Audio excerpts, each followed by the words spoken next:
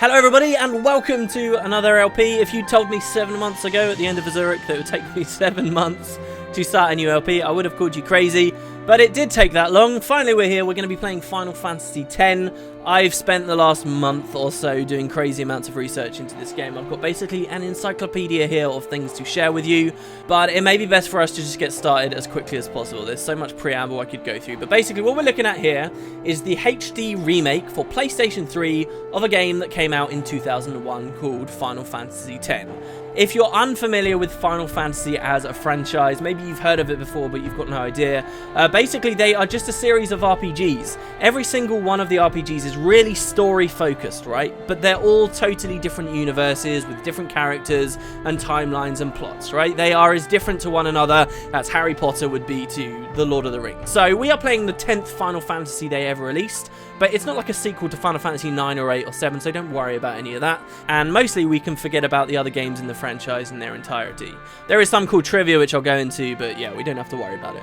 So this is a HD remake of Final Fantasy X, which originally came out in 2001 for Japan, and here we've got a bunch of different options on the menu. I'll explain them all later, but for now we're just going to look at Final Fantasy X and jump our way in. Now, traditionally, most Final Fantasy games were made by a company called Squaresoft.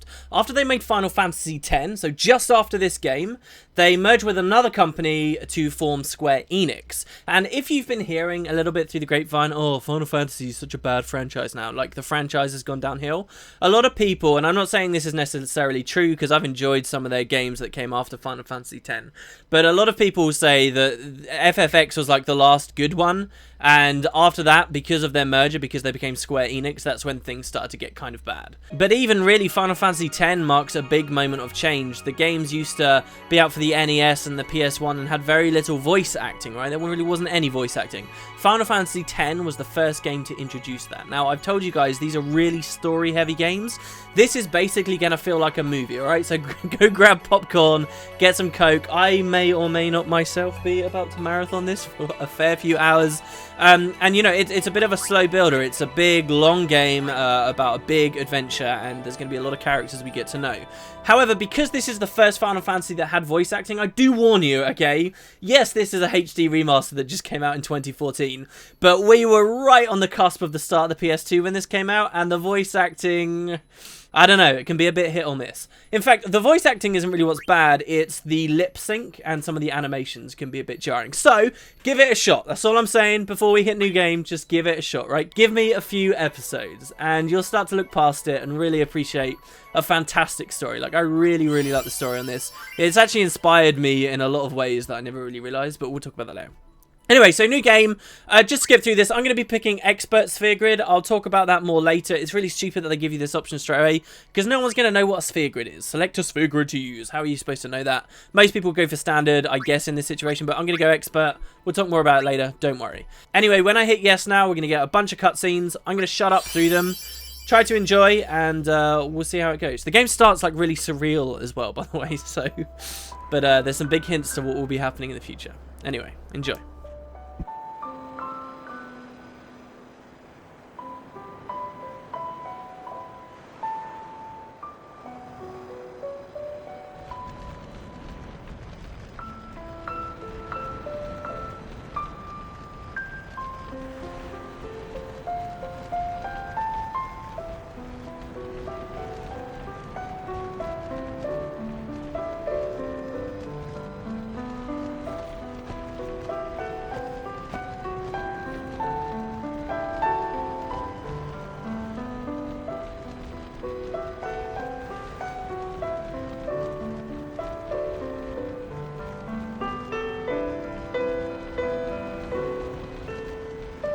Oh, I'm so excited.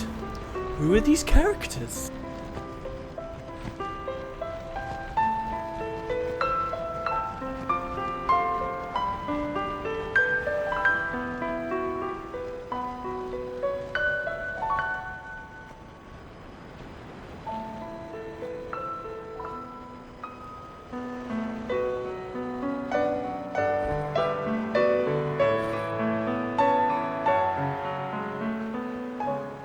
One thing they did in the HD remake, by the way, was they changed this guy's face a reasonable amount, and it's actually not something many people like that much. But we can talk about that soon enough.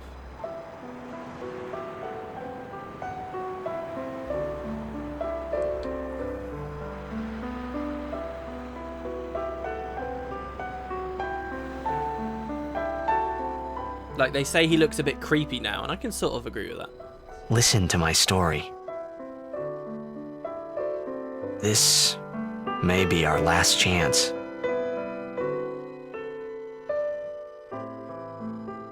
Oh, here we go! Final Fantasy X. Man, just so that you guys know, right? When this came out, I was like a young teenager. This like destroyed my life for a while. I spent so long in this game. It's so full of nostalgia for me. It's unreal. It's been actually really interesting to replay it to prepare for this LP.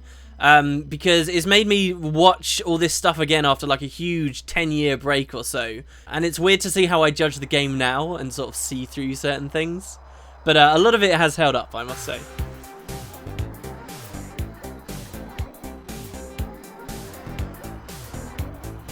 Anyway, so where are we now?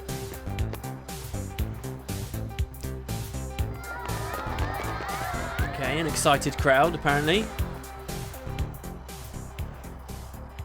In a weird city. Ooh, and a mysterious boy appears. As I say, it's a bit surreal, but it all means stuff. It all means stuff. So just try and remember. Try and remember everything you see in these early sequences of the game, because they're very easy to forget later when the game feels very different in tone. And the story is like moved on. Alright, so here we go. This is the start of the game, not very much going on. As you can see, this is us. I'm running around here right now. We're playing as a character called Tidus, who we will name in just a moment. He's like this blonde goofball guy, and for most of the game, we'll be running around controlling him, though there are sections where we won't be. And that's actually our house behind us. That won't be like formally revealed for a while, but that is our house, and eventually we get to go in there. Anyway, so we're going to go down to, apparently, all of these adoring fans. And yeah, they are our fans, or fans of us, I guess. Can you sign this? No problem. And they want us to sign their balls. Okay, so Tidus, right? This is the name of one of the heroes. I guess from your perspective, you can say there are different heroes to this game. Just depends on how you view the story.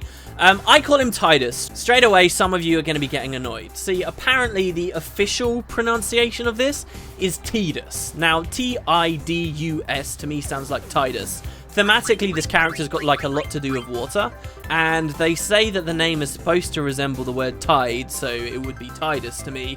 But yeah, I would break the pronunciation, except I've gone my entire life saying Tidus, so that's what we're going to be dealing with here. And to be fair, the Tidus pronunciation wasn't official for a long time. There were like other games, if you guys have ever heard of Kingdom Hearts, he appears in like a cameo role in that game, and there they call him Tidus, I believe. There is also another side game, though, in a different franchise where they call him Tidus, so it's whatever you want, but that's his name to me. That's what I'll be referring to as, and you do have the option to rename him, but we don't have to bother with that. It's quite clever the way they do it in this game. You can rename the character, right? So, for all the voice acting, all the scripts, they can never refer to him by his first name. And so as you're going through the story, you'll realise they always refer to him as other stuff. Those of you who watch my Guild Wars things might think of the way they did it in Guild Wars Personal Story, but it's much better here, okay? They do it very well. They'll never actually say his name out loud, and that's why the pronunciation's kind of weird. Because I could rename it. I could call myself Wooden Potatoes here, but we're not going to do that. Alright, so let's just confirm and sign the ball. Please? Alrighty. Alrighty. Me too! Take it easy. Yeah, don't worry, kids. Alright, so a big thing about Final Fantasy is it's easy to miss stuff. This is why it's going to be so fun to LP. I get to tell you guys all the missable things. So basically, if we talk to those two chicks on the right there, it will skip us through the sequence. But we can take the time to just go chat with some other people and see what they have to say. Are you going to show us that shot tonight? I don't know. Maybe. You should do it for us. So she, for example, is talking about some weird shot. Don't really know what they're talking about. This guy says, "Good luck." Hey, how are you feeling? Great as ever. Thanks. Yeah, we're cheering for you. Okay, so basically we seem to be a bit of a douchey superstar. I've been a big fan of yours from the very beginning. I won't let you down. Thanks. Wow, she's smitten. This guy says good luck as well. and so does he. Now, there's a mix in this game. Some characters are voice acted. Many generic NPCs, though, won't be. So there's going to be plenty of me doing my lady voice and other stuff for you, so don't worry about that. We got these two girls here as well. Let's sign them. Can I have your autograph? Of course. Good luck tonight. Nothing to worry about. Oh, if I score a goal, I'll, do this. That will mean it was for you, okay? Amazing. What seat? He's blocking the front row. Fifth from the right. Got it. It's really funny because way later in the game, he will actually reference that. Like, he'll say, oh, if you think some girl's hot, you know, she's out in a specific place. And he talks about her. So remember that. That's pretty cool. All right, let's move on. Well, gotta go. Cheer for me. 2, 3. Teach us how to blitz. Hey, I got a game to play. Then teach us after. Maybe tonight, well, You can't tonight. I mean tomorrow. Promise? Promise. So some mysterious kid is telling us what to do in the background. Sure, that makes sense. He just sort of phased into reality earlier when no one else was looking.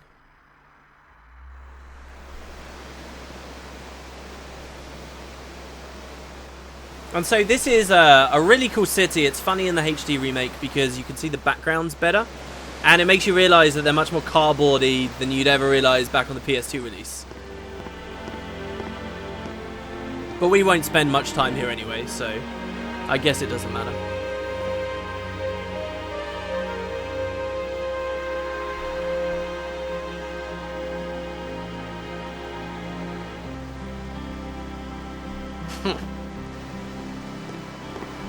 I was in a coffee shop running away from home when I heard the news. Our hero, Jecht, gone, vanished into thin air. My dad must have been his biggest fan. I knew how sad he'd be. Heck, we all were that day. Zanar, I says to myself, what are you thinking? I went running straight back home. We sat up talking about Jecht all night. My dad and I never talked so much. Whoa. Didn't mean to reminisce, folks. Anyway, 10 years later, the Jecht Memorial Cup tournament is today. The two teams that have won through to the finals are, of course, the Abes from A East and the Duggles from C South. I know there's a lot of people out there today to see the star of the Abes. In just 1 year, he's become the team's #1 player. He's Jecht's blood and the new hope of Blitzball. What kind of super play will he show us today? Will we see his father's legendary shot? I don't think I'm the only one excited here, folks. Alright, so I'm running around here just to stall while that guy's speaking. That guy, by the way, who's on the radio there, he's never really a character beyond that one moment. It's kind of weird that he serves as narrator there. This dude called Zanar, but he tells us a story, okay? That guy up on the big billboard on the left, that guy's called Jecht, and he went missing randomly a while ago, and apparently we're his blood. We play a game called Blitzball, okay? And the guy on the radio even mentioned that Jecht had a legendary shot. Maybe that's what that kid was talking to us about earlier. Anyway, once the guy's finished speaking, you can actually talk to anyone you want on this bridge. He says, oh, you'd better hurry, the game can't start without you. Sure. She says, hurry up, the game's about to begin. Show us your moves out there, man. We're counting on you, Ace. You can speak to loads of these different NPCs. Most of them just have a bit of information for you. You better win tonight or I'll deck you one. Pow. Brilliant, thank you. They say you've got some tricks even your old man couldn't do. Dinner's on me if you win. I even saved a table for you. Well, well, if it isn't Jecht Jr. So there you go. From the look on your face, you'd think you'd already won. And we got a lot of bravado, a lot of confidence. Whoa, I got the shivers. Maybe I'm coming down with something. Do you feel cold? Nah, maybe it's just me. Never mind. And here our dialogue is repeating. That'll happen in this game quite a lot. You know, if people have got nothing else to say, you can keep talking and it'll just sort of cycle through. There is something you can miss just over here. This woman says, careful, the Zanarkand Duggles mean business tonight, sure. She hears that the Zanarkand Duggles play dirty. She says, hey, Mr. Star Player of the Abes, do your stuff out there tonight. Their defense won't know what hit them. I guess that's not the woman I'm looking for. There is a chick on the bridge, okay, who will give you 2 potions. Now, what a potion would do at this point in the game, you're not even going to know. Is it you? Hello? Hurry up, the game's about to start, she says. We're counting on you. No, that's not you. She's actually walking around on the bridge, and I think if you don't see her quick enough, you can end up missing her entirely. But I guess she'll just walk along. But if you speak to her a few times in a row, she'll end up saying, oh, I don't have any money to come in and watch the game. Could you perhaps give me some tickets? You say, oh, I'll see what I can do. This must be it. Here we go. She says, man, tickets for tonight's game cost an arm and a leg. You speak to her again, and she says, the tickets were all sold out. I hope someone's got some extra. And she says, can't you get me a ticket? I want to see the game up close. You say, sure thing. It's just 2 extra potions here. She says, really? You're the greatest. How can I repay you? Here, have this. You can grab 2 potions. A nice little missable thing there. And I guess that's the first item you get in the game. No matter what I press on the controller right now, all I can really do is wander around and walk. There's no menus or anything like that. But you're already able to collect items if you speak to the right people. Hit him with a jet shot, okay? He says. Well, I guess he's a kid. Good luck, Titus. The Zanarkand Abes rule. So Zanarkand is the name of the town that we live in, the city that we live in, this great metropolis. I don't feel so good. I feel like I'm on a roller coaster going down. This guy over here says, all of Zanarkand's watching now, so put on a show for him. And finally, these 2 ladies who say, I'm sure you'll be the star player this year, and the Zanarkand Abes are counting on you. Don't let them down. So let's head on through. This is going to trigger a bunch of cutscenes, and I'll shut up. Videos in this series, by the way, are going to be quite long, just because the game length is rather substantial itself. So, you know, if it feels like I'm faffing about talking to a lot of people for a while, that's just going to be the pacing of it, frankly. I don't want to miss anything. Make way, make way! Coming through, sorry. So here we actually do have control. We're getting crowded by all these people. I'm gonna be late. A long time from now, we'll reminisce on this moment. Let go of me. And I think, actually, there was something kind of interesting you could do here. What I do quite like is the characters off on the side, on the left and the right. Again, because of the HD remake, you can see so much detail on them you usually wouldn't be able to. But here we go. Oh, I will say one thing. So by pressing start, we can pause it. Top left here, you can see a sign that's written in a weird language. Top right, you can see another sign written in a weird language. Those are actually translatable. That is actual text. There are loads of different written languages in this universe. One of them says the Zanarkand Duggles, and the other one says the Abes. So those are the 2 teams that are playing tonight in this weird game, Blitzball. 2 big statues of threatening men with spears there as well, which I guess won't mean anything. And here we get a CGI cutscene. It's not all crappy in-game stuff. There's a lot of pre-rendered things too. So enjoy. The opening sequence of the game, really.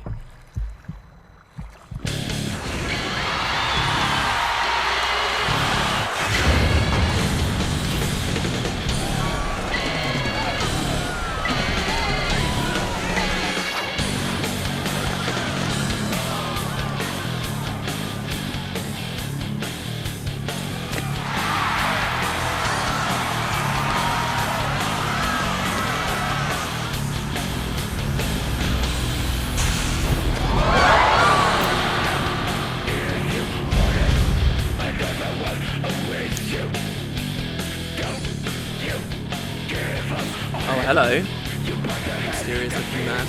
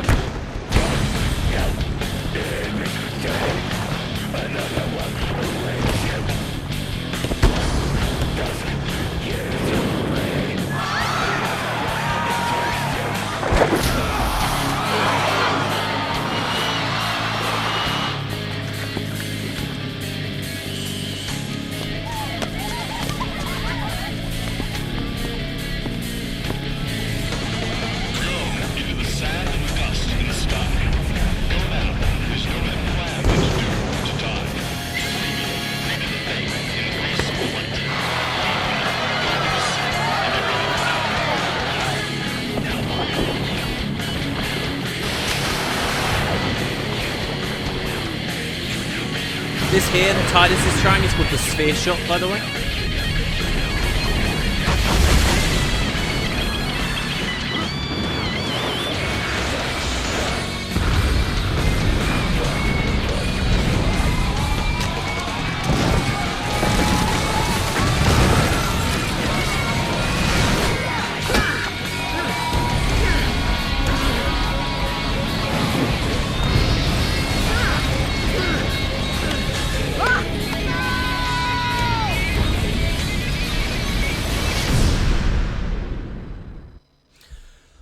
Okay then. If it seems unrealistic that someone would survive a fall like that, don't worry. All things will be explained eventually.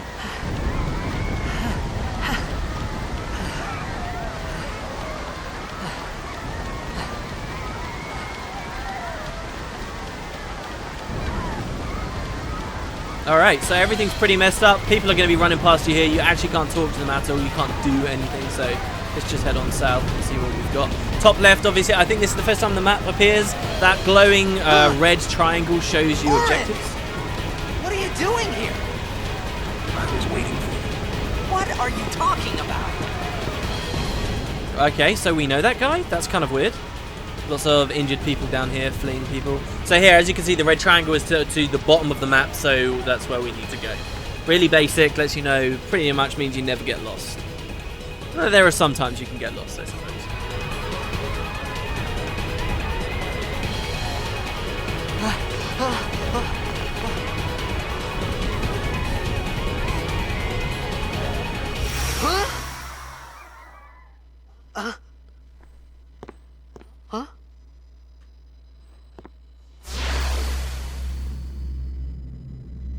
It begins. What? Don't cry.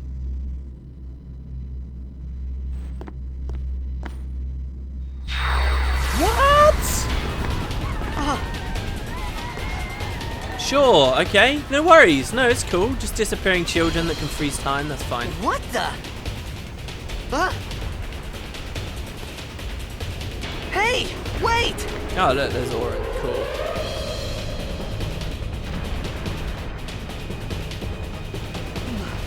Hey, not this way.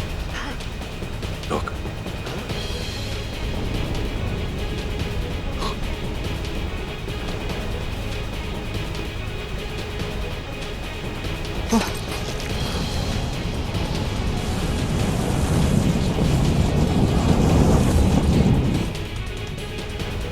We called it sin.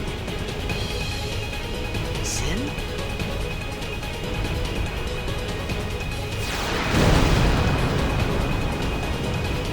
Okay, that does not look good.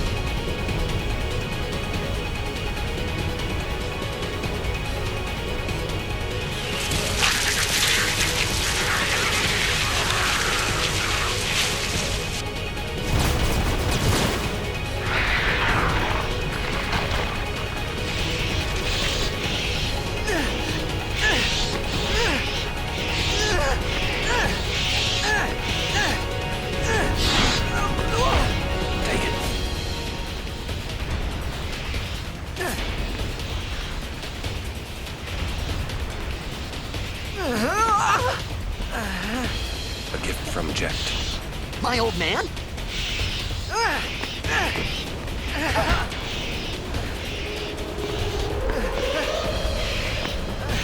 I hope you know how to use it.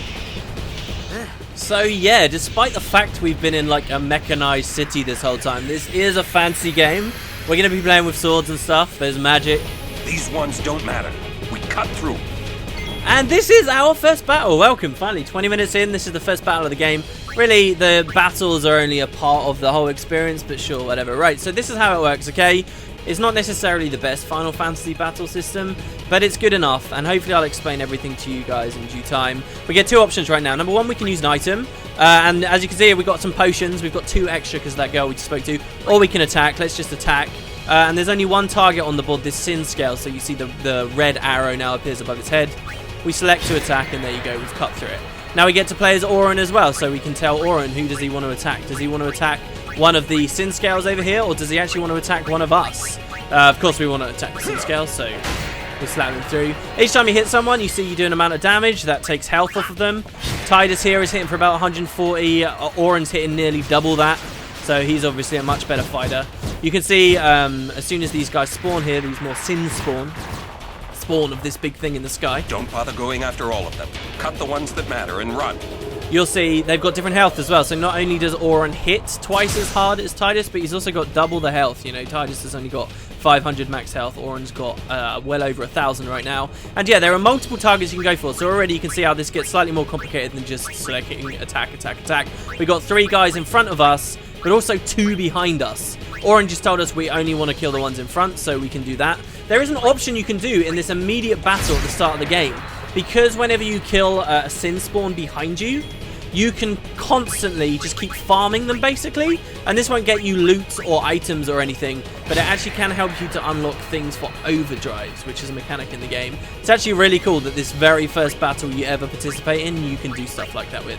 For example, you can have one of the characters die because these guys don't attack. You can have him kill himself, and then the other one can just rack up a bunch of turns on his own and earn a bunch of stuff you're not really meant to have until much later in the game. The combat and battle systems that are in this game actually have a lot of depth to them. So much depth that even though there's a story that you can't skip cutscenes on and so forth, that people eventually get bored of, I suppose, there's tons of replayability. There's loads of ways that people challenge themselves with this game. Lots of stuff that you can learn about the underlying mechanics of it. And I am happy to say I know a shit ton of it. So we'll be able to talk about lots of cool stuff. Oh, look, another one of those things, like the one that crashed into the building earlier. I love how Titus is like, what are we doing? No, I don't want to fight, let's go. I just play some weird game called Blitzball, where we swim around and throw balls at each other. Blitzball is actually like a combination of water polo and rugby, I believe was their official description of it. Alright, so now they've started attacking us back. There's an ability called Demi. Get out of my town! Some can't wait to die. Alright, so we're going to learn about overdrives. When a character's overdrive gauge beneath the HP MP display is full, that character may use a special unique attack once. Press left on the D-pad to use an overdrive. So what they're talking about here is you can see Titus has currently got a yellow bar under his name. Oren's got a completely full orange one. That's your overdrive meter. As you kill stuff, as you do different things, your overdrives charge, and then these big powerful attacks you can unleash. We're being forced to use one here. Every character in the game has a different overdrive. So Oren's ones are under the class of skills Bushido. So he's only got one unlocked, it's called Dragon Fang, and this damages all enemies. As you can see, loads of red triangles have appeared. Each overdrive you choose, you have to do something special for. So here with Oren, we have to input the code nice and quickly. The faster you do it, the more damage you do. So I just sort of instinctively did that there. And a lot of them died. So yeah, we're going to just start attacking the boss. He will only ever attack you with a skill called Demi, right? This is sort of a boss, but it's also a hardcore training wheel. So Demi is one of those things that you don't need to know anything about previous Final Fantasies, but Demi is a recurring ability throughout all of the franchise. So if you've played previous games, you might already know what this does. Demi is gravity magic. What that means is it can actually never kill you. Demi just does a percentage of your current health. So it does like 25% of your current health, I think, maybe 50%. So it will never actually kill you. Like, I'm currently on 400 health with Titus, right? When he uses Demi in a second, you'll see that like halves, or it goes a quarter less. So yeah, it's 25%. So it went down by 25%. But if we just keep skipping our turns here by pressing triangle, you'll see that he keeps casting Demi, but the amount of health he does each turn goes lower, less and less and less. So in the end, we're just going to be left with like 3 health, and he'll never be able to do any more damage to us. What that means, again, is this is another example really early on in the game where you can actually just farm fights. This is not common. This is not something you can do a lot. But this first boss fight, you can do it. You can just sit here just passively wasting your turns away and actually earning things, which, again, I'll describe later. Anyway, so the other thing you don't want to do in this first fight, which is what I just did, which is waste a potion. Why would you ever need to potion? You might be scared that you're on low health, but you really don't need to. Anyway, Titus's overdrive's up, so he's got a different one. Here's our sword play, not Bushido, sword play. And his ability is called Spiral Cut. So let's cast that on the boss. Let's see what like little mini challenge we have to do. So here we have to press X when the bar hits the yellow bit in the center. Again, the quicker we do it, the more damage we do. And Titus hit for a reasonable amount of damage there, 500, more than Oren now, so that was pretty cool. You'll notice now neither of their bars are charged anymore, and slowly they're going to be racking their way back up. As you see, whenever we take damage, our bars charge a little bit. And yeah. So we'll keep attacking. You also notice that Oren, whenever I'm in control of him, he has another option available to him. He doesn't just have attack, he has a skill too. We'll talk about skills and stuff though later on as we get into it. There you go, that's the first boss dead. Sinspawn Ames, I think is how you say his name, is A-M-M-E-S. Really not a challenge at all. And in the background though is that pretty scary thing. The orange is called Sin. Alright, so we're back out on the battlefield here now. We can't turn around. You'll notice we don't have a map. There's nothing back there. But here is our first save sphere. Traveler's Save Sphere level 1. Stores a record of your travels, also fully restores your party's HP and MP. So this is how you save your game. Every time you interact with one another and you get this cool sound, you can barely hear it over the music in the background, that is restoring all of your health. So these things don't just serve as ways to save when you turn off your PS3, but they're like checkpoints for you as well when you're running around in the rest of the game. Also, it's level 1. The funny thing about these is you think it's just gameplay mechanics, but you're actually finding cutscenes and stuff. Characters will interact with those orbs, and it sort of means that it's a part of the story. Anyway, so we're done with that. We're going to get a couple more cutscenes. And as I say, it takes a while. I believe we're going to get a couple of cutscenes. What are you laughing at, old man? Oren, let's get out of here. We're expected. Huh? Give me a break, man.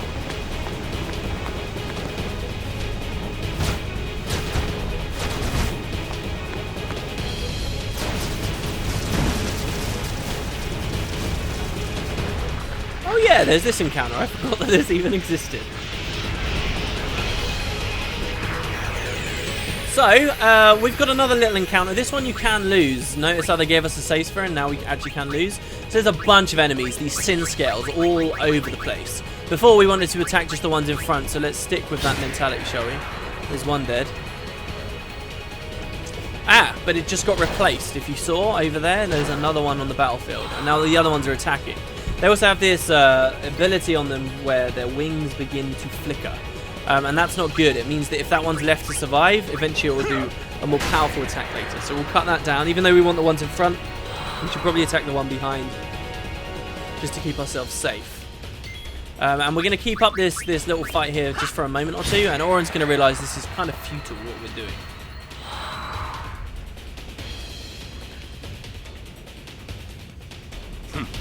This could be bad. That! Knock it down! What?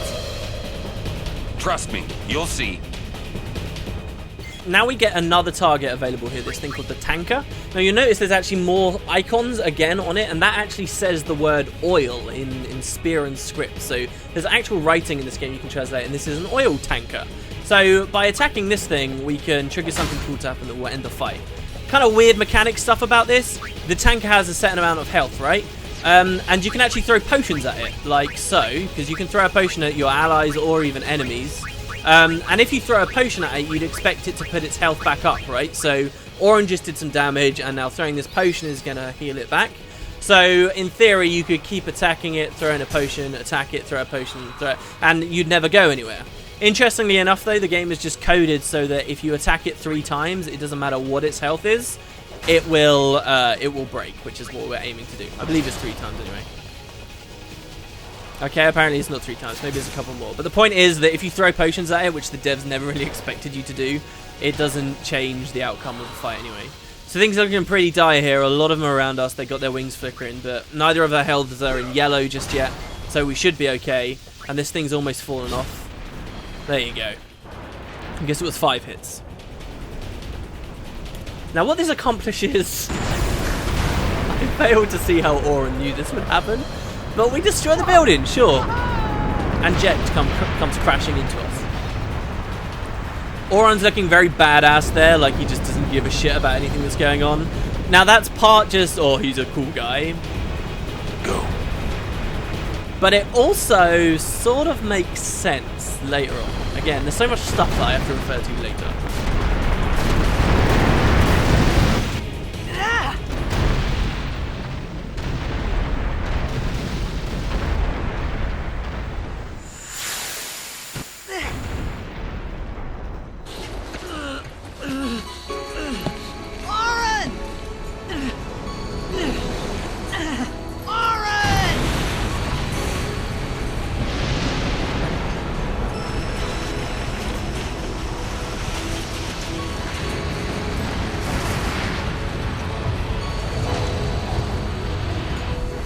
Sure.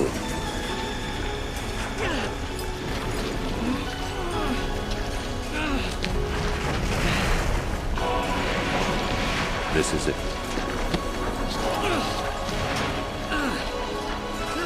This is your story.